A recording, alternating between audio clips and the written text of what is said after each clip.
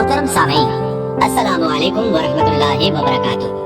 इस बार हम आपके लिए पेश कर रहे हैं क़िससुल अंबिया। अब हम जिक्र शुरू करते हैं आदम अलैहिस्सलाम का।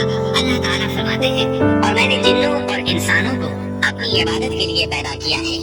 अल्लाह ताला ने हमारे बाप को क्यों पैदा फरमाया, हमें क्यों पैदा फरमाया? ताकि हम उसकी इबादत करें। अगरचे वो इबादत का मुहताज नहीं, वो तो बेनियाज है, अलबत्ता हम उसके मुहताज हैं। उसके अस्मा बेहतरीन और हसीन हैं। वो आलीशान सिफात का मालिक है।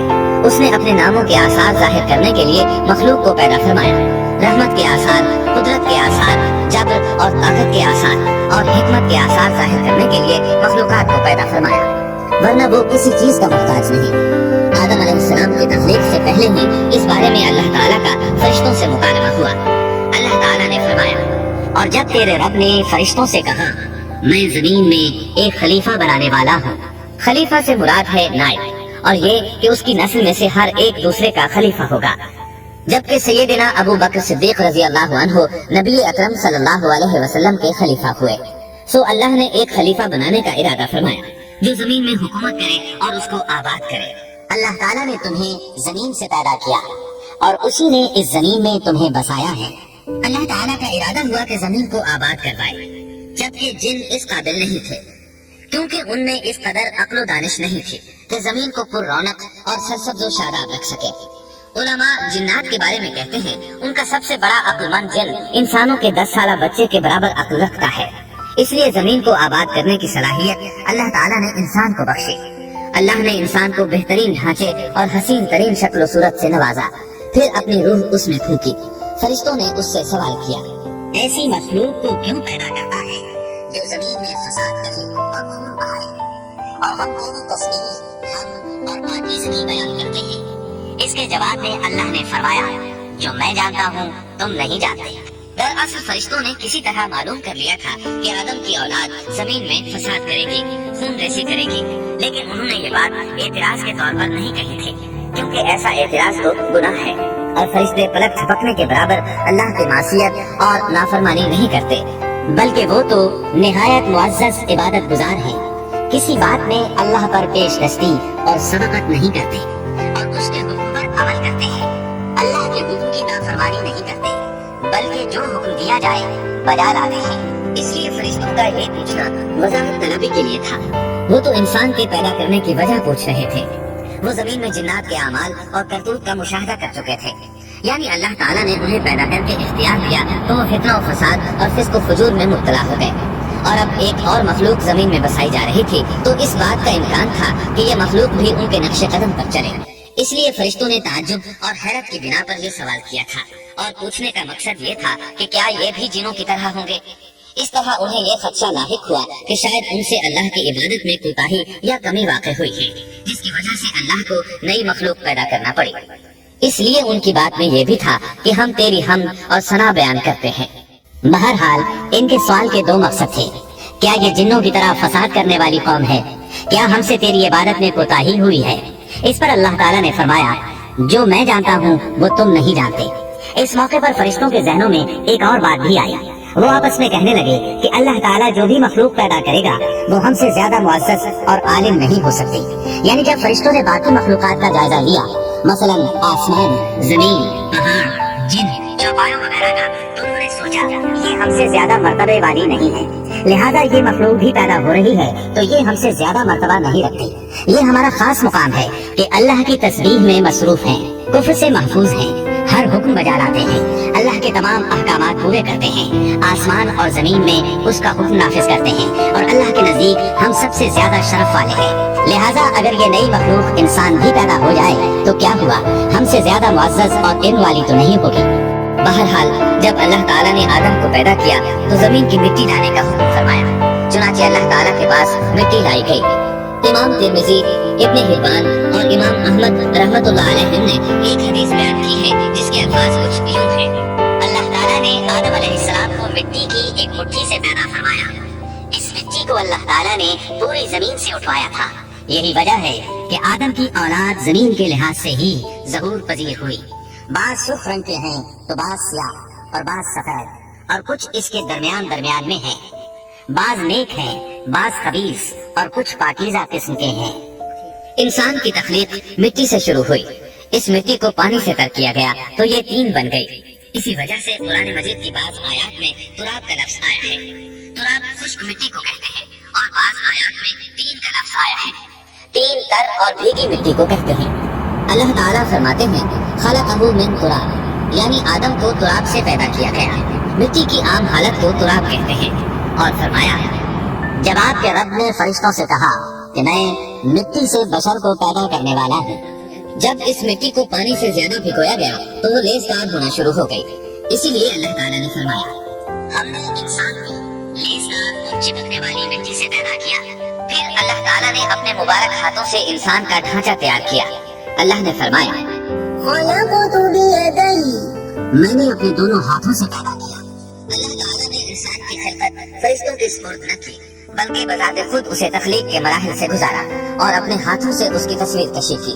اللہ نے انسان کو پہلے ایک مورتی کی صورت میں ڈھالا، اس کے بعد ایک مقررہ مدت تک چھونے رکھا، یہاں تک کہ گیلی مٹی خشک ہو گئی اور اس کا رنگ سیاہ ہو گیا، بدبو آنے لگی۔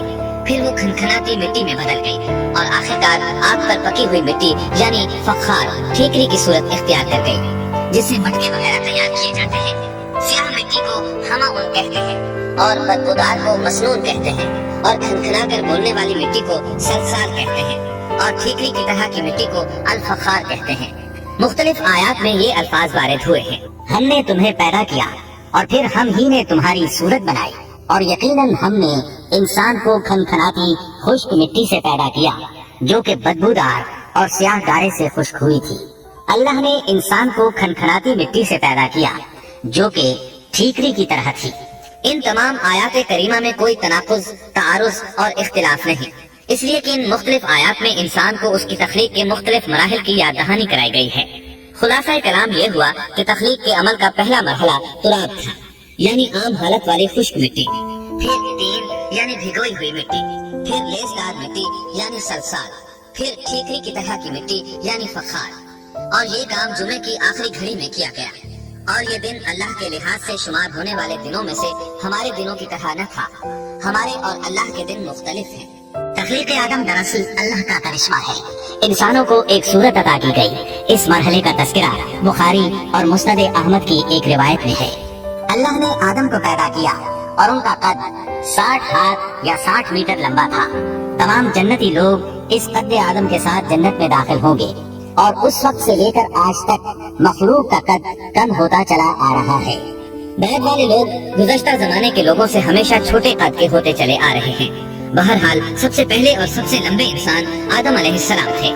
امام احمد نے منفرد طور پر ایک روایت بیان کی ہے، اس میں رسول اکرم صلی اللہ علیہ وسلم نے آدم علیہ السلام کی لمبائی 60 ہاتھ یعنی 60 میٹر اور چوڑائی 60 ہاتھ بیان فرمائی ہے۔ سبحان اللہ! سیدنا آدم کس قدر ضخیم اور عظیم مخلوق تھے۔ صحیح مسلم اور مسند احمد کی روایت میں ہے، اللہ نے آدم کو پیدا کیا تو اسے اپنی منشا کے مطابق کچھ عرصہ ڈھانچے کی صورت میں چھوڑے رکھا۔ ابلیس اس کے ارد گرد چکر لگانے لگا۔ اس نے دیکھا کہ وہ پیٹ والا ہے، وہ سمجھ گیا کہ یہ مخلوق اپنے آپ پر کنٹرول نہیں کر سکے گی۔ اس حدیث سے معلوم ہوتا ہے کہ انسانوں کی طرح جنات کا پیٹ نہیں ہے، صرف انسان ایسا ہے جس کا اندر والا حصہ کھوکھلا ہے۔ بہرحال اللہ نے انسان کو اس شکل و صورت میں پیدا فرمایا۔ آدم 40 راتیں مجسمے کی صورت میں پڑے رہے، جسم موجود تھا لیکن روح نہیں تھی۔ ابلیس آتا، اس ڈھانچے کو ٹھوکر لگاتا تو جسم سے ایسی آواز نکلتی جیسے خالی مٹکے پر ہاتھ مارنے سے نکلتی ہے۔ اسی لیے اللہ نے بھی فرمایا ہے کہ وہ کھنکھناتی مٹی سے پیدا کیے گئے۔ آدم علیہ السلام میں روح ڈالنے سے پہلے ایک مرتبہ فرشتوں کا ان کے پاس سے گزر ہوا تو وہ کچھ گھبرا سے گئے۔ ابلیس کو تو بہت زیادہ گھبراہٹ کا سامنا کرنا پڑا۔ وہ گزرتے ہوئے ٹھوکر مارتا اور کہتا تجھے کسی خاص مقصد کے لیے پیدا کیا گیا ہے۔ یہ کہہ کر وہ آدم کے منہ میں داخل ہو جاتا اور کمر کے راستے باہر آ جاتا اور فرشتوں سے مخاطب ہو کر کہتا اسے گھبرانے کی کوئی ضرورت نہیں، اگر مجھے اس پر مسلط کر دیا گیا تو میں یقیناً اسے ہلاکت میں ڈال دوں گا، اور اگر اسے مجھ پر مسلط کر دیا گیا تو بلا شبہ میں اس کی نافرمانی کروں گا۔ اندازہ کیجیے وہ تعجب کر رہا ہے کہ انہیں کیوں پیدا کیا گیا ہے۔ اس کی آدم علیہ السلام سے دشمنی کس قدر پرانی ہے، گویا ابتدا ہی سے یہ عداوت پر ڈٹ گیا تھا۔ بہرحال اللہ نے آدم میں روح پھونکی۔ اس مضمون کو قرآن مجید میں جا بجا ذکر کیا گیا ہے۔ अल्लाह ताला फरमाते हैं, जब मैं इसको ठीक ठाक कर लूं और इसमें अपनी रूह फूंक दूं तो तुम सब इसके सामने सजदे में गिर पड़ना। एक और जगह फरमाया, अल्लाह ताला के नजदीक ईसा अलैहिस्सलाम की मिसाल हूबहू आदम अलैहिस्सलाम की मिसाल है। अल्लाह ने उन्हें मिट्टी से बनाकर कहा, हो जा, वो हो गए। अल्लाह ने आदम अलैहिस्सलाम को मिट्टी से पैदा किया, अपने हाथों से बनाया, फिर उसमें रूह फूंकी। उसका मुफस्सल बयान अहादीस में मौजूद है। जब उनमें रूह फूंकी गई और इब्तिदा में रूह जैसे ही सर के अंदर दाखिल हुई, आदम अलैहिस्सलाम को छींक आ गई। फरिश्तों ने आदम अलैहिस्सलाम से कहा, अल्हम्दुलिल्लाह कहिए। उन्होंने कह दिया। अल्लाह की इस तारीफ के जवाब में अल्लाह ताला ने फरमाया, रहमका रब्बुक, यानी तुझ पर तेरा रब रहम फरमाए। सुभान अल्लाह। अल्लाह जुल जलाल वल इकराम ने आदम अलैहिस्सलाम में रूह मुकम्मल होने से पहले ही उन्हें अपनी रहमत से सरफराज फरमा दिया। बहरहाल जब रूह उनकी आंखों में दाखिल हुई और उन्होंने जन्नत के फलों को देखा तो उनमें गौर फिक्र करने लगे। जब रूह पेट में दाखिल हुई तो खाने की तलब महसूस हुई। अभी रूह टांगों तक पहुंची नहीं और खाने की ख्वाहिश पहले ही महसूस होने लगी। इस जल्दबाजी और उजलत की वजह से अल्लाह ताला ने फरमाया, इंसान जल्दबाज मखलूक है। जब आदम अलैहिस्सलाम को पैदा कर दिया गया तो अल्लाह ताला ने उनकी पुश्त पर हाथ फेरा। हाथ फेरते ही उनकी पुश्त से क़यामत तक पैदा होने वाले इंसान बाहर निकल आए। आदम की तमाम औलाद उनके सामने जाहिर हो गई और ये बात निहायत वजाहत और सराहत के साथ कुरान मजीद और अहादीस मुबारका में मौजूद है। मुस्लिम बिन यसार रहमतुल्लाह अलैह बयान करते हैं कि सैयदना उमर बिन खत्ताब रज़ी अल्लाह अन्हु से किसी ने इस आयत करीमा के बारे में पूछा, और जब आपके रब ने औलाद आदम की पुश्त से उनकी औलाद को निकाला और उनसे उन्हीं के बारे में इकरार लिया कि क्या मैं तुम्हारा रब नहीं? सब ने जवाब दिया, हाँ क्यों नहीं, हम सब गवाह बनते हैं, ताकि तुम लोग क़यामत के रोज यूं न कहो हम तो इससे महज बेखबर थे, या यूं कहो कि पहले पहले शिर्क तो हमारे बड़ों ने किया और हम उनके बाद उनकी नस्ल में हुए, लिहाजा क्या तू उन गलत राह वालों के फेल पर हमें हलाकत में डालेगा। सैयदना उमर रज़ी अल्लाह अन्हु ने उस शख्स के सवाल के जवाब में फरमाया, मैंने सुना है कि रसूलुल्लाह सल्लल्लाहु अलैहि वसल्लम फरमा रहे थे, अल्लाह ने आदम अलैहिस्सलाम को पैदा किया, फिर अपने दाएं हाथ को उसकी पुश्त पर फेरा और उससे नस्ल इंसानी को बाहर निकाला और उनकी तरफ इशारा करके फरमाया, मैंने इन्हें जन्नत के लिए पैदा किया है और ये जन्नत वालों के आमाल करेंगे। फिर अपने हाथ को दोबारा आदम अलैहिस्सलाम की पुश्त पर फेरा और उससे नस्ल इंसानी को बाहर निकाला और उनकी तरफ इशारा करके फरमाया, मैंने इन्हें आग के लिए पैदा किया है और ये आग वालों के आमाल करेंगे। इस पर एक शख्स ने नबी अकरम सल्लल्लाहु अलैहि वसल्लम से सवाल किया, ऐ अल्लाह के रसूल सल्लल्लाहु अलैहि वसल्लम, तो फिर हमारे आमाल किस हिसाब में शुमार होंगे? आपने जवाब में फरमाया, अल्लाह ताला जब किसी बंदे को जन्नत के लिए पैदा करता है तो उससे जन्नत वालों के काम करवाता है, हत्ता कि जन्नत वाले आमाल में से ही किसी अमल पर उसका मौत से सामना होता है। इस वजह से अल्लाह उसे जन्नत में दाखिल करता है। और जब अल्लाह किसी बंदे को आग के लिए पैदा करता है तो उसे आग वाले आमाल पर लगा देता है, यहाँ तक कि वो आग वाले आमाल में से किसी अमल पर मरता है। इसकी वजह से अल्लाह उसे आग में दाखिल कर देता है। हर शख्स के लिए उस काम में आसानी पैदा कर दी जाती है जिसके लिए वो पैदा किया गया है।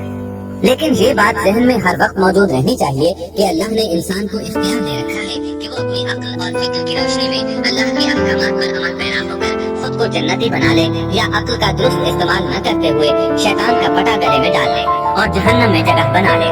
ये तो अल्लाह ने इंसान को इख्तियार दे रखा है, उसकी मर्जी कि जन्नत वाले अमाल करे या जहन्नम वाले। हर इंसान में दोनों तरफ जाने की ताकत और सलाहियत मौजूद है। अल्लाह ने इंसान को मजबूर नहीं बनाया, अलबत्ता हर इंसान को जो भी रवैया इख्तियार करना था अल्लाह को उसका इल्म था और उसका इल्म बरहक है, तकदीर है, उसमें कोई गलती नहीं हो सकती, इसलिए उसने अपने इल्म के मुताबिक तकदीर लिख दी। अब हम जो कुछ करते हैं तकदीर से मजबूर होकर नहीं करते बल्कि अपने इख्तियार से करते हैं, और चूँकि तकदीर भी अल्लाह के हुक्म से लिखी गई इसलिए इसमें भी कोई खता वाक़ई नहीं होती। लिहाजा तकदीर का ये मतलब नहीं कि इंसान तकदीर की बिना पर हिदायत मानने या ना मानने पर मजबूर है, ऐसी बात कतई नहीं। और दुरुस्त बात यह है कि तकदीर का मसला बहुत ज्यादा पेचीदा है और मुश्किल तरीन मसाइल में से है, यहाँ इसकी तफसील का मौका नहीं। जब अल्लाह ने आदम अलैहिस्सलाम को पैदा कर लिया और उसमें अपनी रूह फूंक दी तो फरिश्तों को हुक्म दिया कि आदम को सजदा करें। इब्लीस एक बहुत नेक और बुजुर्ग जिन था, उसने कभी अल्लाह की नाफरमानी नहीं की थी, इसी बिना पर वो बुलंद मर्तबा पाकर फरिश्तों में शामिल हो चुका था, लेकिन फरिश्तों की जिन्स से कतन नहीं था। अल्लाह ने उसे इताअत और फरमाबरदारी का सिला दिया था, उसकी इज्जत और इकराम करते हुए आसमान में बसाया था। लम्हा भर के लिए भी उसने अल्लाह की नाफरमानी नहीं की थी। और फिर अल्लाह ने आदम को सजदा करने का हुक्म दिया, और इस हुक्म के मुखातिब फरिश्ते और इब्लीस थे। सिर्फ फरिश्तों के लिए ये हुक्म नहीं था, बल्कि इब्लीस भी इस हुक्म में शामिल था, क्योंकि अल्लाह ताला फरमाते हैं, और यकीनन हमने तुम्हें पैदा किया, फिर हम ही ने तुम्हारी सूरत बनाई। फिर हमने फरिश्तों से कहा कि आदम को सजदा करो, तो सिवाय इब्लीस के सभी ने सजदा किया। वो सजदा करने वालों में शामिल न हुआ। अल्लाह ताला ने फरमाया, तुझे किस चीज ने सजदे से रोक दिया, जबकि मेरा हुक्म तेरे लिए भी था। तो इससे साबित हुआ इस हुक्म में फरिश्तों के साथ इब्लीस भी शामिल था, क्योंकि कुरान में इस अमरतुक के अल्फाज हैं। इसका मतलब है कि मैंने तुझे हुक्म दिया था। और फिर इब्लीस ने जवाब में ये नहीं कहा कि तूने तो मुझे हुक्म ही नहीं दिया था, बल्कि उसने सजदा न करने की वजह ये बताई। उसने कहा, मैं सजदा क्यों करूं? मैं इससे बेहतर हूँ, इसलिए कि तूने मुझे आग से पैदा किया और इसे मिट्टी से। अल्लाह ने हुक्म दिया, तू इससे नीचे उतर जा। गरज जब इब्लीस ने नाफरमानी की, सरकशी और तकब्बुर का मुजाहरा किया, तो उस वक्त अल्लाह ताला और उसके दरमियान मुकालमा हुआ। अल्लाह ने उसकी सरकशी देखकर उसे सजा देते हुए फरमाया, इस जन्नत से उतर जा, तुझे कोई हक हासिल नहीं कि तू इस जन्नत में रहकर तकब्बुर करे। इब्लीस ने जवाब में कहा, मुझे क़यामत के दिन तक मोहलत दे दीजिए, यानी इतनी लंबी उम्र दे दीजिए कि मैं क़यामत तक जिंदा रहूं, मौत ना आए। अल्लाह ने फरमाया, तुझे मोहलत दे दी गई, लेकिन एक वक्त मुकर्ररा तक। और जब शैतान इस तरफ से मुतमईन हो गया कि उसे मोहलत मिल गई, तब उसने कहा, क्योंकि तूने मुझे गुमराह कर दिया है, इस वजह से मैं कसम खाता हूँ कि मैं इंसानों की गुमराही के लिए तेरे सीधे रास्ते पर बैठ जाऊंगा। उनके आगे से, उनके पीछे से, उनके दाएं से, उनके बाएं से, उनके पास आऊंगा, और आप उनमें से अक्सर लोगों को शुक्रगुजार नहीं पाएंगे। अल्लाह ताला ने शैतान का रद्द करते हुए फरमाया, यहाँ से जलील ख्वार होकर निकल जा। इनमें से जो शख्स भी तेरा हुक्म मानेगा, मैं ऐसे तमाम गुमराहों से जहन्नम को भर दूंगा। जो इंसान भी तेरा पैरोकार बनेगा, वो जहन्नम का मुस्तहिक और हकदार ठहरेगा। एक और मकाम पर अल्लाह ताला फरमाते हैं, जब हमने फरिश्तों को हुक्म दिया कि आदम को सजदा करो, तो इब्लीस के सिवा सबने सजदा किया। उसने कहा, क्या मैं उसे सजदा करूं जिसे तूने मिट्टी से पैदा किया है? अच्छा देख ले, इसे तूने मुझ पर फजीलत दी है। अगर मुझे भी तूने क़यामत तक ढील दी, तो मैं सिवाय चंद लोगों की इसकी औलाद को गुमराह करूंगा। इस पर अल्लाह ने फरमाया, जा, इनमें से जो भी तेरा फरमाबरदार हो जाएगा, तो तुम सबकी सजा जहन्नम है, जो पूरा पूरा बदला है। इनमें से तू जिसे भी अपनी आवाज के साथ बहका सकता है, बहका ले, और इन पर अपने सिपाही और प्यादे चढ़ा ला, यानी अपने घुड़सवार लश्कर और पैदल लश्कर को चढ़ा कर ले आ, और अपना हर दाव, हर तरतीब और हर असलहा इस्तेमाल कर ले, और इनके मालों और औलाद में भी शिरकत कर ले, और तू इन्हें दिल बहलाने वाले वादे दे ले, यानी इनके बुरे अमाल बना सवार कर इन्हें दिखा, और गलत ख्वाहिशात दिला, जन्नत, दोज़ख और दोबारा जिंदा न होने के वादे दे। और इनसे शैतान के जितने भी वादे होते हैं, सब के सब सरासर फरेब है। यकीनन मेरे सच्चे बंदों पर तेरा कोई काबू और गलबा नहीं होगा, तेरा रब कारसाजी करने वाला काफी है। इसी तरह बहुत सी आयत में पहली मासियत इलाही का जिक्र किया गया है। सबसे पहला नाफरमान इब्लीस मलऊन था। वो खबीस अल्लाह के सामने तकब्बुर और अनाद से भरपूर जवाब देता रहा। इसी वजह से अल्लाह ने उसे काफिर का लक़ब दिया। काफिर उसे कहते हैं जो नेमत का इनकार करे।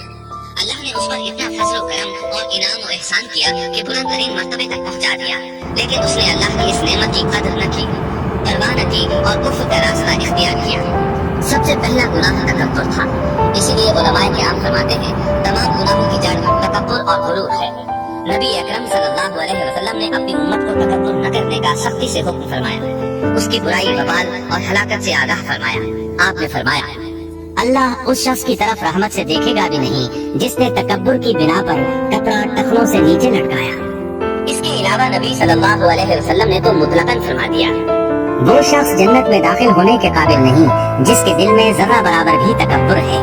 जो शख्स अपने कपड़े, अपने मकान और अपने कबीले पर फख्र करता है, उससे अल्लाह की रहमत उठ जाती है। इसीलिए नबी सल्लल्लाहु अलैहि वसल्लम ने जब अपने सहाबा किराम को देखा कि मुहाजिर सहाबी अंसार सहाबा के खिलाफ और अंसारी सहाबी मुहाजिरीन सहाबा के खिलाफ आवाज लगा रहे हैं, तो आपने फरमाया, इस जाहिलियत वाली पुकार को छोड़ो, ये बहुत बदबूदार है। برادری کی بنیاد پر لڑنا، باہم فخر کرنا برے نتائج کا ذریعہ ہے۔ گناہوں کی بنیاد بھی تکبر ہے، اس لیے ہر مومن کو چاہیے کہ اپنے نوکر، خادم، ملازم یا کسی بھی مسکین پر کبھی بھی فخر و غرور کا اظہار نہ کرے، کیونکہ یہی اللہ کی سب سے پہلی نافرمانی وجود میں آئی تھی۔ تکبر کا یہ ذکر ضمناً آ گیا۔ ہم پھر اپنے موضوع کی طرف لوٹتے ہیں۔ اللہ نے آدم علیہ السلام کو پیدا کیا اور انہیں عالم بنا کر ہی تخلیق کیا، یعنی جب وہ پیدا ہوئے تو جاہل نہیں تھے۔ اللہ نے آدم علیہ السلام کو فرشتوں سے بھی بڑا عالم بنا کر پیدا فرمایا۔ بے شمار احادیث میں آدم علیہ السلام کی ابتدا اور ان کے علم کا ذکر موجود ہے۔ جب اللہ نے آدم میں مکمل روح ڈال دی اور وہ اپنے پاؤں پر کھڑے ہو گئے تو اللہ نے انہیں حکم دیا، جاؤ فرشتوں کی جماعت کو السلام علیکم کہو۔ آدم اور فرشتوں کی زبان عربی تھی، یہی زبان اہل جنت کی ہے۔ آدم گئے، جا کر سلام کہا، انہوں نے جواب میں کہا وعلیکم السلام ورحمۃ اللہ، یعنی تجھ پر اللہ کی سلامتی اور رحمت ہو۔ اللہ نے فرمایا یہ تیرا اور تیری اولاد کا آپس میں ایک دوسرے کو تحفہ اور ہدیہ ہے۔ اللہ نے آدم علیہ السلام کو ابتدائی میں تمام نام سکھا دیے۔ مفسرین نے ان ناموں کے بارے میں بہت بحثیں ذکر کی ہیں۔ مضبوط موقف سیدنا عبداللہ بن عباس رضی اللہ عنہما کا ہے کہ اللہ نے آدم علیہ السلام کو ہر چیز کا نام سکھا دیا تھا، مثلا یہ پہاڑ ہے، یہ سمندر ہے، یہ پرندہ ہے، یہ درخت ہے وغیرہ۔ وہ آسمان اور زمین کی ہر چیز کا نام جانتے تھے۔ یہ علم کیسا تھا، انسان نے کس طرح ہر چیز کا نام پہچان لیا۔ یقیناً اللہ انسان میں یہ طاقت پیدا کر سکتا ہے کہ وہ ہر علم کا احاطہ کر سکے۔ اللہ نے آدم علیہ السلام کو ہر چیز کا نام اور اس کی صنعت اور کام بھی معلوم کرا دیا۔ آگ، لوہے، لکڑی، غرض ہر چیز کا نام اور استعمال ذہن میں ڈال دیا۔ وہ کس قدر عظیم علم سے باخبر ہوئے، سبحان اللہ۔ بہرحال اللہ نے آدم علیہ السلام کو صرف شکل صورت اور تخلیق ہی میں بلند مرتبہ عطا نہیں کیا تھا، بلکہ عقل و علم کے لحاظ سے بھی بلند درجے اور مقام پر فائز کیا تھا، جیسا کہ اللہ تعالیٰ فرماتے ہیں اللہ نے آدم علیہ السلام کو ہر چیز کا نام سکھا دیا، پھر ان چیزوں کو فرشتوں پر پیش کیا۔ مجھے ان چیزوں کے نام بتاؤ اگر تم سچے ہو۔ مطلب یہ کہ تم اپنے دعوے میں کہاں تک سچے ہو۔ جب آدم کی تخلیق ہوئی تو تم نے کہا تھا اللہ جو چاہے پیدا کر لے، قسم ہے وہ ہم سے زیادہ معزز اور عالم نہیں ہوگا۔ اس دعوے میں اگر تم سچے ہو تو ذرا ان اشیاء کے نام تو بتاؤ۔ اللہ تعالیٰ نے آدم علیہ السلام کا زیادہ معزز ہونا، مکرم ہونا اور علم و معرفت والا ہونا واضح کرنے کے لیے فرشتوں کو حکم دیا کہ آدم علیہ السلام کو سجدہ کریں۔ یہ سجدہ تعظیمی تھا، عبادت والا سجدہ نہیں تھا۔ سجدہ تعظیمی پہلے وقتوں میں جائز تھا لیکن اب حرام ہے، اسی لیے تو یعقوب علیہ السلام، ان کی بیوی اور 11 بیٹوں نے یوسف علیہ السلام کو سجدہ کیا تھا۔ بہرحال فرشتوں نے آدم علیہ السلام کو سجدہ کیا۔ اس سے معلوم ہو جاتا ہے کہ کون زیادہ عزت اور عظمت والا ہے۔ یقیناً آدم علیہ السلام زیادہ شرف اور منزلت کے حقدار ٹھہرے۔ جب اللہ تعالیٰ نے ان کی عزت، تکریم اور تعظیم ثابت فرما دی، تب علم و معرفت میں ان کی برتری ثابت کرنے کے لیے فرمایا اگر تم اپنے قول میں سچے ہو تو ان چیزوں کے نام بتاؤ۔ تب فرشتوں نے کہا، فرشتے کہنے لگے اے اللہ تو پاک ہے، ہمیں تو صرف اتنا ہی علم ہے جتنا تو نے ہمیں سکھا رکھا ہے، مکمل حکمت و علم والا تو ہی ہے۔ اللہ تعالیٰ نے آدم علیہ السلام سے فرمایا اے آدم تم ان فرشتوں کو ان چیزوں کے نام بتاؤ۔ آدم ہر چیز کا نام بتانے لگے، کسی جگہ بھی انہوں نے غلطی نہیں کی۔ جب انہوں نے فرشتوں کو تمام چیزوں کے نام بتا دیے تو اللہ تعالیٰ نے فرشتوں کو مخاطب کر کے کہا کیا میں نے تمہیں پہلے ہی نہیں کہہ دیا تھا کہ زمین اور آسمان کا غیب میں ہی جانتا ہوں، اور میرے علم میں ہے جو تم ظاہر کر رہے ہو اور جو چھپا رہے ہو۔ یہاں ذہن میں سوال اٹھتا ہے کہ فرشتے کیا چھپا رہے تھے؟ وہ راز والی بات یہی تھی کہ اللہ ہم سے زیادہ معزز اور عالم مخلوق پیدا نہیں کرے گا۔ اس کے بعد اللہ تعالیٰ نے اللہ حضرت کو پیدا فرمایا، انہیں آدم علیہ السلام کو فوراً پیدا نہیں فرمایا، بلکہ آدم علیہ السلام نے کافی عرصہ جنت میں تنہا بسر کیا، اور حدیث میں ہے کہ وہ وحشت محسوس کرتے تھے، تنہائی کو شدت سے محسوس کرنے لگے تھے۔ آخرکار ایک روز جب وہ سو رہے تھے تو اللہ تعالیٰ نے ان کی بائیں پسلی سے اما حوا علیہ السلام کو پیدا فرمایا اور آدم علیہ السلام کا ہم سفر بنا دیا۔ اللہ فرماتے ہیں اے لوگو اپنے اس پروردگار سے ڈر جاؤ جس نے تم سب کو ایک ہی جان سے پیدا کر ڈالا، اور اس جان یعنی آدم علیہ السلام سے ان کی بیوی کو پیدا کیا۔ آدم علیہ السلام کے وجود ہی سے حوا کا وجود بنایا گیا، وہ کوئی الگ مخلوق نہیں تھی۔ جب آدم علیہ السلام بیدار ہوئے تو انہوں نے اپنے قریب ایک عورت کو بیٹھے دیکھا، پوچھنے لگے تم کون ہو؟ حوا علیہ السلام نے کہا عورت۔ آدم علیہ السلام نے پھر پوچھا تجھے کس لیے پیدا کیا گیا ہے؟ وہ بولی آپ کے لیے، تاکہ آپ مجھ سے سکون اور انس حاصل کریں۔ جب فرشتوں نے آدم علیہ السلام کو ایک عورت سے باتیں کرتے دیکھا تو کہنے لگے اب ایک اور نئی مخلوق پیدا کی گئی ہے۔ آدم علیہ السلام نے ان مخلوقات کا نام تو بتا دیا تھا جو مشہور و معروف تھی، ان کا نام پوچھنا چاہیے۔ انہوں نے آدم علیہ السلام سے سوال کیا، انہوں نے فوراً جواب دیا ہوا، اس لیے کہ اللہ نے تو آپ کو ہر چیز کا نام سکھا دیا تھا۔ فرشتوں نے کہا ان کا نام ہوا کیوں رکھا گیا ہے؟ آدم علیہ السلام نے جواب دیا اس لیے کہ اسے ایک زندہ چیز سے پیدا کیا گیا ہے، حیات کی نسبت سے ہوا نام رکھا گیا۔ مسلم شریف میں ہے، سیدنا ابو ہریرہ رضی اللہ عنہ روایت کرتے ہیں کہ رسول اللہ صلی اللہ علیہ وسلم نے فرمایا جو شخص اللہ اور آخرت کے دن پر ایمان رکھتا ہے جب وہ کسی معاملے کے لیے حاضر ہو تو بھلائی والی بات کرے یا خاموش رہے، اور عورتوں کے بارے میں بھلائی کی وصیت حاصل کر لو، یعنی ان کے ساتھ اچھا سلوک کرو، کیونکہ عورت پسلی سے پیدا کی گئی ہے اور پسلی میں زیادہ ٹیڑھا حصہ اوپر والا حصہ ہوتا ہے۔ اگر تم اس کو سیدھا کرنا چاہو گے تو توڑ ڈالو گے، اور اگر اس کو چھوڑ دو گے تو وہ اسی طرح ہمیشہ ٹیڑھی رہے گی۔ عورتوں کے بارے میں بھلائی کی وصیت حاصل کر لو، مطلب یہ کہ اسی حالت میں گزر بسر کرو، عورتوں کے بارے میں بھلائی کی وصیت حاصل کر لو۔ اس حدیث کا مطلب یہ ہے کہ عورتوں پر جبر کر کے زبردستی ان کی طبیعت کو بدلا نہیں جا سکتا، اور عورت ذات کو نہایت نرمی اور پیار سے رکھو۔ ان کی طبیعتوں میں ٹیڑھا پن ہے، وہ کبھی جذبات سے مغلوب ہو جاتی ہے اور عقل کھو بیٹھتی ہے۔ اگر کوئی اسے سیدھا کرنا چاہے تو اس سے لا تعلقی، دوری اور طلاق کی نوبت آ جائے گی۔ اگر اسے چھوڑ دو گے تو ٹیڑھا پن برقرار رہے گا۔ مرد کو بہت حوصلے سے اس صورتحال کو سنبھالنا چاہیے۔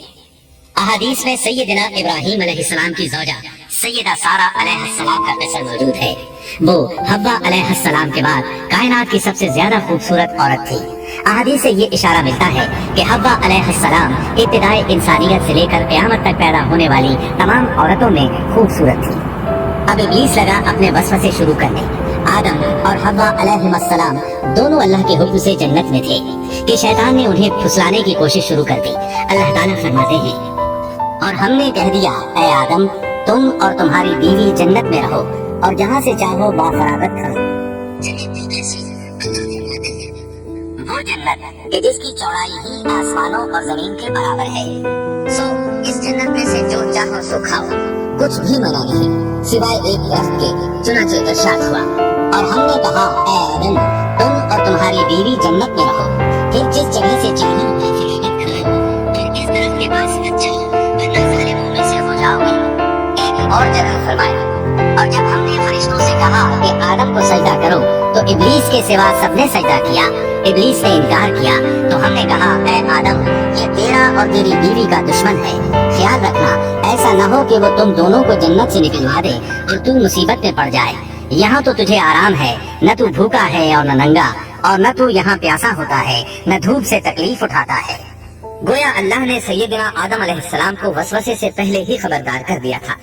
ان آیات سے یہ بھی پتا چلا کہ انسان سے ابلیس کی عداوت اور دشمنی ابتدا ہی سے چلی آ رہی ہے، اور یہ بھی ثابت ہوا کہ جو لوگ کہتے ہیں کہ انسان ابتدا میں ننگا تھا ان کا قول صحیح نہیں، اس لیے کہ اللہ تعالیٰ نے جنت میں بھی آدم علیہ السلام پر لباس رکھا اور زمین میں بھی لباس نازل کر دیا، جیسا کہ اللہ تعالیٰ فرماتے ہیں اے آدم کی اولاد ہم نے تم پر لباس کو نازل کیا جو تمہاری شرمگاہوں کو چھپاتا ہے اور زینت کا سبب بھی ہے، اور تقویٰ کا لباس اس سے بھی بہتر ہے۔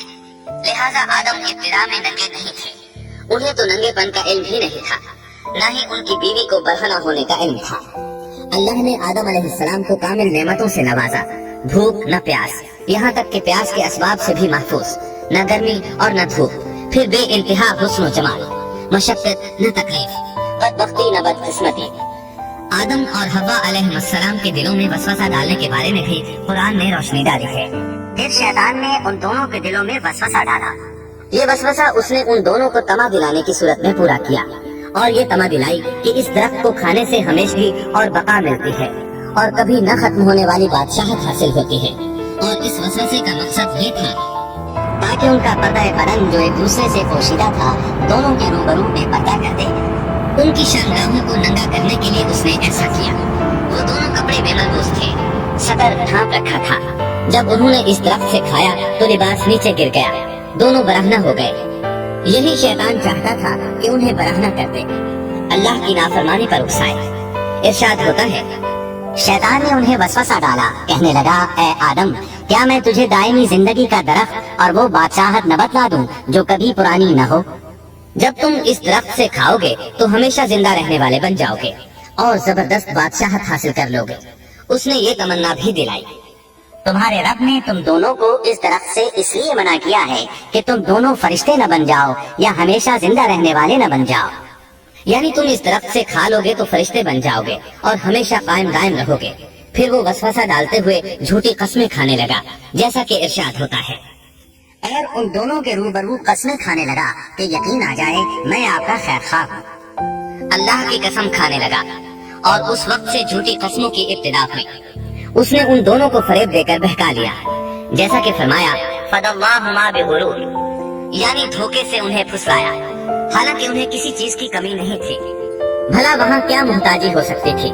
جنت میں سکون سے زندگی بسر کر رہے تھے، جنت سے بڑھ کر کیا چاہیے؟ ہمیشہ کے لیے جنت مل چکی تھی۔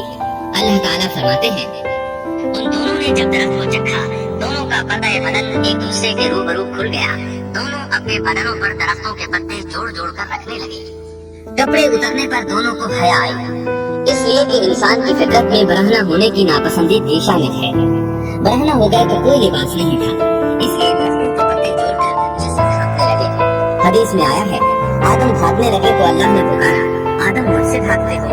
آدم بولے، اللہ میں شرم کی بنا پر بھاگ رہا ہوں اور اس وجہ سے تیرے سامنے برہنہ کیسے رہوں، پھر یہ کہ نافرمانی کا ارتکاب بھی کر چکا ہوں۔ یہاں ایک سوال پیدا ہوتا ہے، دونوں میں سے پہلے کھانے والا کون تھا؟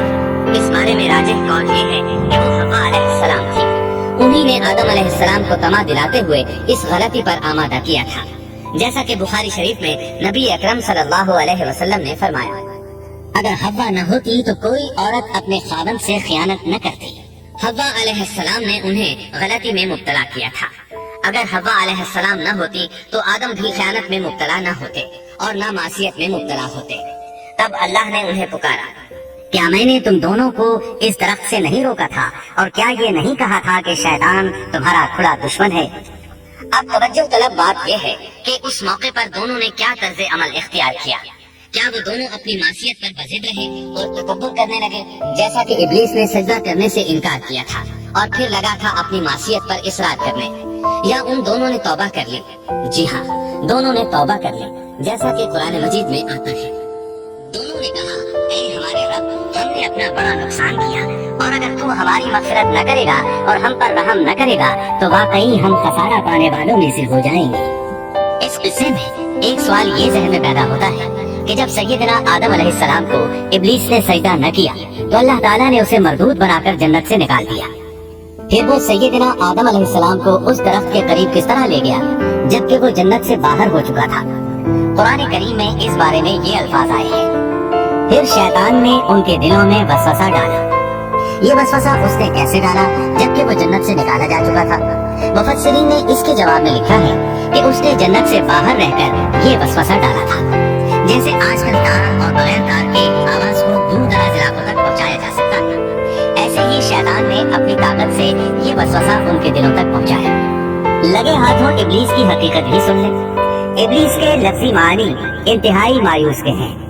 یہ راندہ درگاہ ہونے کے بعد ہمیشہ ہمیشہ کے لیے اللہ کی رحمت سے مایوس ہو گیا تھا، اس لیے اسے یہ لقب ملا، ورنہ روایات کی روح سے اس کا اصل نام عزازیل تھا۔ پہلے یہ جنات میں سے تھا، اپنے رب تعالیٰ کی اطاعت سے نکل کر ابلیس ہوا۔ اس کا علم ناقص تھا، مزاج ناپاک تھا، وہ غرور اور تکبر میں مبتلا ہو گیا تھا۔ یہاں یہ بات بھی ذہن نشین کر لیں کہ انبیاء خطا اور گناہ سے پاک ہوتے ہیں، ان پر اللہ تعالیٰ کی مستقل حفاظت اور نگرانی قائم رہتی ہے۔ اگرچہ انبیاء بھی انسان ہوتے ہیں اور تمام انسانی تقاضے انہیں لاحق ہوتے ہیں، لیکن ان کے عمل اور ارادے میں کسی قسم کی بدی اور شر کا عمل دخل قطعاً نہیں ہوتا۔ ان کا ہر قول اور عمل بلکہ ہر حرکت اور سکون کی حالت بھی انسانیت کے لیے بہترین نمونہ ہوتے ہیں۔ البتہ بشر ہونے کی وجہ سے بھول کا امکان ہوتا ہے، تاہم بھول ہو جانے کی صورت میں انہیں فوراً ہی خبردار کر دیا جاتا ہے۔ بھول ہو جانا بشری طبیعت کا خاصہ ہے، اللہ تعالیٰ نے ہر انسان کی فطرت میں یہ چیز رکھی ہے۔ انبیاء سے بھول چوک ہو جانے میں بھی اللہ تعالیٰ کی کئی ایک حکمتیں پوشیدہ ہیں۔ مثلا بہت سی قومیں اپنے نبیوں کے معجزات دیکھ کر उनमें रबूबियत की सिफात की कायल हो गई। यहाँ तक कि बाज़ कौमों ने अपने नबियों को अल्लाह या अल्लाह का बेटा भी जाना। जब अंबिया से भूल और लग़ज़िशें हुई तब गोया लोगों पर यह वादे किया गया कि ये इलाह नहीं है। इलाह होते तो किस तरह इनसे भूल हो सकती थी। इसे ये बताना भी मकसद था कि अंबिया इंसान ही होते हैं, कोई माबराई मखलूक नहीं होते। सैयदना आदम अलैहिस्सलाम के वाक़े पर गौर करने से ये हकीकत मजीद वाज़ेह हो जाती है कि सैयदना आदम अलैहिस्सलाम की ये लग़ज़िश गुनाह नहीं थी। ममनूआ दरख्त का फल खाते ही सैयदना आदम अलैहिस्सलाम और अम्मा हव्वा का लिबास उतर गया था। इस लिबास के बारे में मुफस्सिरीन ने लिखा है कि वो लिबास दरअसल नूर का था, यानी वो जन्नत का खास लिबास था जो सिर्फ उसी आलम में पहना जा सकता है। अल्लाह ताला ने अपने फजल करम से जन्नत में उनकी सतरपोशी का इंतजाम फरमा दिया। अल्लाह का हुक्म हुआ, जन्नत से उतर जाओ, तुम आपस में एक दूसरे के दुश्मन होगे और तुम्हारे वास्ते जमीन में रहने की जगह है और एक वक्त तक नफा हासिल करना है। फरमाया, तुम वहीं जिंदगी बसर करोगे और वहीं मरोगे और वहीं से दोबारा निकाले जाओगे। कुरान मजीद के दीगर मकामात में भी इस किस्से की तफसील मौजूद है। मसलन फरमाया, और इससे कब्ल हमने आदम से एक अहद लिया था मगर वो भूल गए और हमने उनमें कोई अज़्म नहीं पाया। अल्लाह ताला फरमाते हैं, और जब हमने फरिश्तों से कहा आदम को सजदा करो तो इब्लीस के सिवा सबने सजदा किया, उसने साफ इनकार कर दिया। तो हमने कहा, ऐ आदम, ये तेरा और तेरी बीवी का दुश्मन है, ख्याल रखना ऐसा न हो वो तुम दोनों को जन्नत से निकलवा दे और तू मुसीबत में पड़ जाए। यहाँ तो तुझे ये आराम है कि न तू भूखा होता है और न नंगा, और न तू यहाँ प्यासा होता है और न धूप से तकलीफ उठाता है। लेकिन शैतान ने उसे वसवसे में डाल दिया, कहने लगा, मैं आपको दायमी जिंदगी के दरख्त और वो बादशाहत बतलाऊं जो कभी पुरानी न हो। चुनाचे उन दोनों ने उस दरख्त से खाया, बस उनके सतर खुल गए और वो बहिश्त के तख्ते अपने ऊपर चिपकाने लगे। आदम ने अपने रब की नाफरमानी की, बस बह गया। फिर उसके रब ने नवाजा, उसकी तरफ तवज्जो फरमाई और उसकी रहनुमाई की। हुक्म हुआ, तुम दोनों यहाँ से उतर जाओ, तुम आपस में एक दूसरे के दुश्मन हो। अब तुम्हारे पास जब कभी मेरी तरफ से हिदायत पहुँचे तो जो मेरी हिदायत की पैरवी करे न तो वो बहकेगा न तकलीफ में पड़ेगा। हाँ, जो मेरी याद से रूबदानी करेगा उसकी जिंदगी तंगी में रहेगी और बरोज़े क़यामत हम उसे अंधा करके उठाएंगे। आदम अलैहिस्सलाम जमीन पर उतरे और अपने रब से तौबा के कलिमात सीख लिए। वो कलिमात ये है, ऐ हमारे रब, हमने अपना नुकसान किया और अगर तूने हम पर मग़फ़िरत और रहमत न फरमाई तो हम खसारा उठाने वालों में से हो जाएंगे। आदम अलैहिस्सलाम जमीन पर उतरे और उनके साथ हव्वा अलैहिस्सलाम भी उतरी और उनके साथ ही इब्लीस को भी उतारा गया। ये किस जगह पर उतरे इस बारे में इख्तिलाफ पाया जाता है, लेकिन इब्ने अब्बास रज़ी अल्लाह अन्हु की बात राजे महसूस होती है कि आदम अलैहिस्सलाम को हिंद में और हव्वा अलैहिस्सलाम को जद्दे में उतारा गया। जब आदम अलैहिस्सलाम उतर आए तो हव्वा अलैहिस्सलाम की तलाश शुरू कर दी। जमीन में उनकी तलाश में सरगर्दन हुए। आखिरकार मैदान अरफात में दोनों की मुलाकात हो गई। चूँकि मैदान अरफात में दोनों ने एक दूसरे की मारिफत हासिल की थी और उनका आपस में तारुफ हुआ था, लिहाजा इसी मुनासिबत से इस मैदान का नाम अरफात मशहूर हो गया। फिर अल्लाह ताला ने जमीन के अंदर इंसानों को फैलाना शुरू किया और जमीन को मर्दों और औरतों से आबाद कर दिया।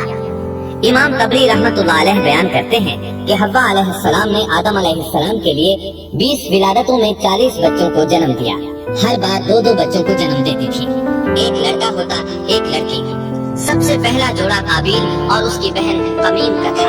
फिर इंसानों की अफजाइश शुरू हुई, आबादी में इजाफा होने लगा। अल्लाह ने आदम अलैहिस्सलाम ही को उनका नबी मुतय्यन कर दिया। वो उन्हें दीन सिखाते रहे। उस वक्त तमाम लोग मुवाहिद थे, खालिस तौहीद को अपनाने वाले थे, यानी कानन नासो उम्मतुन वाहिदा, तमाम लोग एक ही उम्मत के थे, उनमें शिर्क का शायबा भी न था।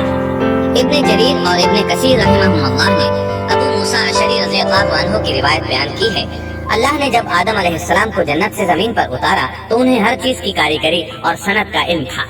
जब वो उतरे तो आलिम भी थे, लिबास में मलबूस भी थे, काम काज के तमाम तरीकों से बाखबर भी थे, लोहे, आग, लकड़ी और कपड़े के इस्तेमाल से भी बखूबी वाकिफ थे। हमारे बरक्स वो इन कामों को अपनी इब्तिदा ही से जान चुके थे, क्योंकि हम सब लोगों का हाल ये है कि जब तक सिखाया न जाए हमें कुछ नहीं आता। आज के दौर में बाज़ अफ्रीकी कबाइल के अफराद वहशियाना और गैर महज़्ज़ब जिंदगी गुजारते हैं। उलमा का कहना है कि ये लोग जमीन पर रहने वालों में से गुमराह तरीन इंसान हैं। इन्होंने बेहतरीन जिंदगी जाया कर दी और घटिया जिंदगी को पसंद किया। तहजीब और तमद्दुन का आगाज चूंकि इब्तिदाई आफरीनश से है, इसलिए हर इंसान की फितरत में तहजीब की सूझबूझ मौजूद है। बहरहाल आदम अलैहिस्सलाम के बाद इंसानी मखलूक की तादाद रोज बरोज बढ़ती चली गई और इंसानी कमजोरियों की बिना पर गुनाह शुरू हो गए। जमीन पर सबसे पहले होने वाली मासियत काबिल के हाथों अपने भाई हाबिल के कत्ल की सूरत में सामने आई। अल्लाह ताला ने कुरान मजीद में काबिल और उसके भाई हाबिल का किस्सा बयान किया है। काबिल करख और दुरुस्त तबीयत का मालिक था, जबकि उसका भाई हाबिल रहमदिल और नरम तबीयत था। काबिल खेती बाड़ी करता था और हाबिल मवेशी चराता था। हाबिल के नरम दिल होने की एक वजह उसका बकरियां चराना था, क्योंकि एक चरवाहा अपनी बकरी को भूखा देखकर उसे चारा खिलाए बगैर नहीं रहता, नहीं वो किसी बकरी को प्यासा देखकर उसे भूल जाता है। अपने जानवर पर उसकी ताकत से ज्यादा बोझ भी नहीं लादता। बनी नौ इंसान की तादाद में इजाफे के लिए उस वक्त ऐसा कानून था जो अब हराम है, और वो है बहन के साथ निकाह। क्योंकि उस वक्त के सब लोग आदम अलैहिस्सलाम की हकीकी औलाद थे और आपस में बहन भाई थे, इसलिए उस वक्त की शरीयत की रूह से काबिल अपने साथ जुड़वा पैदा होने वाली बहन के सिवा किसी दूसरी बहन से शादी कर सकता था, और इसी तरह हाबिल अपने साथ जुड़वा पैदा होने वाली बहन के अलावा किसी दूसरी बहन से शादी कर सकता था। इसकी सूरत ये थी कि काबिल की शादी हाबिल की बहन से हो और हाबिल की शादी काबिल की बहन से हो। लेकिन हुआ ये कि हाबिल की बहन खूबसूरती में काबिल की बहन से कम थी, इसलिए काबिल ने हाबिल की बहन से शादी करने से इनकार कर दिया और अपनी जुड़वा बहन से शादी की ख्वाहिश जाहिर की। लेकिन ऐसा करना आदम अलैहिस्सलाम की शरीयत में हराम था। आप नबी भी थे और रसूल भी। रसूल और नबी में फर्क ये है कि रसूल पर शरीयत और अहकाम नाजिल होते हैं, लेकिन नबी पर शरीयत नाजिल नहीं होती। अलबत्ता उसकी तरफ वही नाजिल होती है और मौजज़ात अता किए जाते हैं, जबकि शरीयत सिर्फ रसूलों ही पर नाजिल की जाती है। आदम अलैहिस्सलाम भी चूंकि रसूल थे, इसलिए उनकी शरीयत में ये कानून था कि कोई शख्स अपने साथ जुड़वा पैदा होने वाली बहन के साथ शादी नहीं कर सकता। काबिल इस शरई हुक्म की वजह से गजबनाक हो गया। उसने ताज्जुब का इजहार करते हुए इस कानून को मानने से इनकार कर दिया। आदम अलैहिस्सलाम ने इन दोनों के दरमियान फैसला करते हुए इन्हें हुक्म दिया कि दोनों अल्लाह के हुजूर एक हदिया पेश करें। हदिया उस जानवर को कहते हैं जिसे अल्लाह के नाम पर ज़बह करके फुकरा में तकसीम कर दिया जाए। इससे मकसूद अल्लाह के लिए अपनी नीयत को खालिस करना होता है। इस अमल को कुर्बानी कहा जाता है। आदम अलैहिस्सलाम के जमाने में कुर्बानी का जो कानून था, उसके कबूल होने की निशानी तय थी, और वो ये कि आसमान से एक आग नमूदार होती और उस कुर्बानी को जला देती। इसका मतलब था कुर्बानी कबूल हो चुकी है, और अगर आग कुर्बानी को न जलाती तो समझ लिया जाता कि कुर्बानी कबूल नहीं हुई। आखिर कुर्बानी का दिन आ पहुंचा। हाबिल ने अपनी मवेशियों में से एक बेहतरीन जानवर लिया और कुर्बान गाह में लाकर अल्लाह के हुजूर पेश कर दिया। दूसरी तरफ काबिल ने अपनी खेती के गल्ले में से रद्दी किस्म का गल्ला कुर्बानी के लिए पेश किया। दूसरे दिन दोनों कुर्बान गाह पहुँचे तो उन्होंने देखा कि हाबिल की कुर्बानी कबूल हो चुकी है, जबकि काबिल की कुर्बानी को आग ने छुआ तक नहीं की। ये देखकर काबिल हाबिल पर गजबनाक हुआ। शैतान ने भी उसे वसवसे में मुब्तला किया कि अपने भाई को कत्ल कर दे। उसने अपने भाई हाबिल को जान से मार डालने का पुख्ता इरादा कर लिया। उस वक्त तक रूए जमीन पर कोई इंसान कत्ल नहीं हुआ था। इंसानी तारीख में ये पहला कत्ल है जिसका इर्तिकाब काबिल ने किया। वो अपने भाई हाबिल के पास गया और उससे बोला, मैं तुझे कत्ल कर दूंगा। जवाब में हाबिल ने कहा, अगर तू मुझे कत्ल करने की कोशिश करेगा तो मैं अपने दिफा में हाथ नहीं उठाऊंगा, इसलिए कि मैं चाहता हूँ तू अपने दीगर गुनाहों के साथ मेरे कत्ल का गुनाह भी उठा ले, तेरे गुनाह ज्यादा हो जाए। चुनांचे एक तारीख रात में हाबिल सोया हुआ था कि काबिल एक बड़ा सा पत्थर उठाकर उसके पास आया। उसने वो पत्थर अपने भाई के सर पर दे मारा। इस तरह उसने हाबिल को कत्ल कर दिया। रूए जमीन पर कत्ल की इब्तिदा कर दी। जमीन को पहले खून से रंग दिया। तारीख इंसानी में ये सबसे पहला जुर्म था जो काबिल के हाथों हुआ। कत्ल तो वो कर बैठा, अब हैरान और परेशान हुआ कि उसकी लाश का क्या करे। उस वक्त तक नस्ल इंसानी मौत से भी दो चार नहीं हुई थी। आदम अलैहिस्सलाम की औलाद में से उस वक्त तक कोई फौत नहीं हुआ था, इसलिए काबिल को मालूम नहीं था कि मुर्दे के साथ क्या किया जाए। इसी कश्मकश के आलम में उसने भाई की लाश को कमर पर उठा लिया और चल पड़ा। चला जा रहा था कि अल्लाह ने दो कव्वे भेजे। दोनों कव्वे आपस में लड़ पड़े। एक ने दूसरे को हलाक कर दिया। अब जिंदा कव्वा मिट्टी खोदने लगा। इस तरह उसने एक गड्ढा तैयार कर लिया। मुर्दा कव्वे को उसमें रखा और ऊपर मिट्टी डाल दी। इस तरह काबिल को दफन का तरीका मालूम हुआ। उसने भी गड्ढा खोदा और हाबिल की लाश को उसमें दबा दिया। वो अपने किए पर नादिम जरूर था, اس نے اللہ سے معافی نہ مانگی، جبکہ انسان کے لیے ضروری ہے کہ اس سے کوئی گناہ ہو جائے تو اللہ سے معافی مانگے۔ قابیل اور حابیل کے درمیان جو مکالمہ ہوا، اللہ تعالیٰ نے اس کا ذکر سورہ مائدہ آیت 27 تا 29 میں کیا ہے۔ اللہ فرماتے ہیں، آدم علیہ السلام کے دونوں بیٹوں کا کھرا کھرا حال بھی انہیں سنا دو۔ ان دونوں نے ایک نذرانہ پیش کیا، ان میں سے ایک کی نظر تو قبول ہو گئی اور دوسرے کی قبول نہ ہوئی، تو وہ کہنے لگا میں تجھے مار ہی ڈالوں گا۔ اس نے کہا اللہ تقوی والوں ہی کا عمل قبول کرتا ہے، گو تو میرے قتل کے لیے دسترازی کرے، لیکن میں تیرے قتل کے لیے ہرگز اپنا ہاتھ نہیں بڑھاؤں گا۔ میں تو اللہ تعالیٰ پروردگار عالم سے خوف کھاتا ہوں، میں تو چاہتا ہوں کہ تو میرا گناہ اور اپنا گناہ اپنے سر پر رکھ لے اور دوزخیوں میں شامل ہو جائے، ظالموں کا یہی بنتا ہے۔ اس کا مطلب یہ تھا کہ تیرے اور گناہوں کے ساتھ میرے قتل کا گناہ بھی تیرے ذمہ لگے اور تو ظالموں میں سے ہو جائے۔ حابیل کے قتل کے بعد قابیل پر جو گزری اس کا ذکر اللہ نے سورہ مائدہ آیت 30 اور 31 میں کیا ہے۔ بس اسے اس کے نفس نے اپنے بھائی کے قتل پر آمانہ کر دیا اور اس نے اسے قتل کر ڈالا، اس سے وہ نقصان والوں میں سے ہو گیا۔ پھر اللہ تعالیٰ نے ایک کبے کو بھیجا جو زمین کھود رہا تھا تاکہ اسے دکھائے کہ وہ کس طرح اپنے بھائی کی لاش کو چھپا سکتا ہے۔ وہ کہنے لگا ہائے افسوس، کیا میں ایسا کرنے سے بھی کیا گزرا ہو گیا کہ اس کبے کی طرح اپنے بھائی کی لاش کو دفنا دیتا۔ پھر تو بڑا ہی پشیمان اور شرمندہ ہوا۔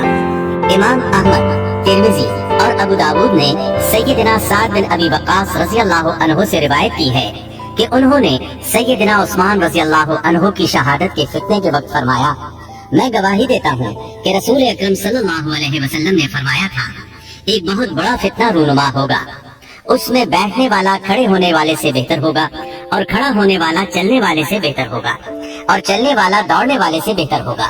کسی نے کہا اگر کوئی میرے گھر میں داخل ہو کر میری طرف ہاتھ بڑھائے تاکہ وہ مجھے قتل کر دے تو آپ صلی اللہ علیہ وسلم نے فرمایا تو آدم علیہ السلام کے بیٹے کی طرح قتل ہو جا، یعنی اس فتنے میں قتل ہو جانا، حابیل کی سنت پر عمل کرتے ہوئے خود ہاتھ نہ اٹھانا، قاتل کہلانے کی بجائے مقتول ہونے کو پسند کرنا۔ اسی طرح مسند احمد کی ایک روایت میں ہے رسول اللہ صلی اللہ علیہ وسلم نے فرمایا دنیا میں جب بھی کوئی ظلم سے قتل ہوتا ہے تو اس کا گناہ آدم علیہ السلام کے پہلے بیٹے قابیل کی گردن پر ضرور ہوتا ہے، اس لیے یہ وہ پہلا شخص ہے جس نے ظالمانہ قتل کی ابتدا کی اور یہ ناپاک طریقہ جاری کیا۔ اس حدیث سے اس جرم کی نوعیت کا بخوبی اندازہ ہوتا ہے کہ اللہ تعالیٰ نے اس کو صرف ایک قتل قرار نہیں دیا بلکہ اس کو ایک گھناؤنی حرکت قرار دیا۔ قیامت تک آنے والے لوگ جو اس گناہ کے مرتکب ہوں گے ان کا کچھ گناہ قابیل کے حساب میں ڈالا جائے گا۔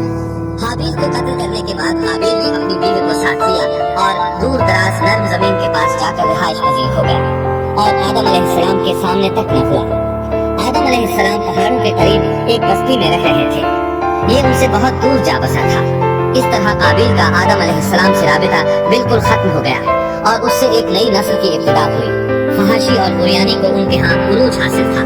عبادت یہ لوگ اگرچہ اللہ ہی کی کرتے تھے لیکن آدم علیہ السلام کی شریعت کے خلاف بے حیائی کے دل دادا تھے۔ تقویٰ کی قلت، احکام الہی کی نافرمانی اور فحاشی کا فروغ ان کے شب و روز کا معمول تھا۔ اس کے بعد لوگ دو گروہوں میں تقسیم ہو گئے، شریر اور برے لوگ قابیل کے ساتھ مل گئے اور آدم علیہ السلام کے دیگر بیٹے اور نیک لوگ آدم علیہ السلام کے ساتھ مل گئے۔ آدم علیہ السلام 960 سال زندہ رہے، ان کی کل عمر تو 1000 سال تھی لیکن 40 سال کم کر دی گئی۔